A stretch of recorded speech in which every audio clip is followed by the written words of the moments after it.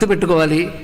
ఎలాంటి విషయాలు జరిగినప్పటికీ కూడా హృదయాన్ని ధర్మమునందు నిశ్చలంగా నిలిపి ఉంచాలి. అది నిలిపి ఉంచాలంటే అక్కడ ఒక ఆధారం ఉండాలి కదా, అంతే కదా.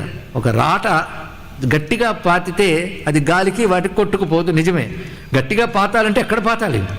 అదొకటి ఉంది కదా, ధర్మమునందు మనస్సుని పాతాలి. అది నిలబడి ఉంచుకో, అది చాలు ఇక్కడ. అందుకే తెలుసుకో, ఎప్పుడు చింతపడకు. రెండవది, ఇలా వచ్చిందేమిటి, అలా వెళ్ళిపోయిందేమిటి, రెండిటికి మనసును కలత పెట్టుకోకు. నువ్వు ఎలా ఉన్నావో అలా ఉండు, అదొక్కటే. నీ సహజత్వంలో నువ్వు ఉండు అంటారు రమణుల వారు. అది ఇక్కడ.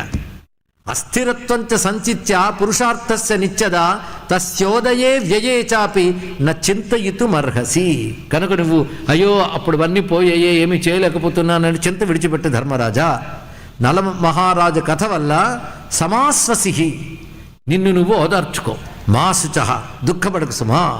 దైవం ప్రతికూలంగా ఉన్నప్పుడు, పురుష ప్రయత్నాలు ఫలించనప్పుడు మనిషికి దుఃఖం కలగడం సహజం. ఎప్పుడు దైవం అనుకూలించకపోతే, నీ ప్రయత్నం ఫలించకపోతే అప్పుడు దుఃఖం కలుగుతుంది.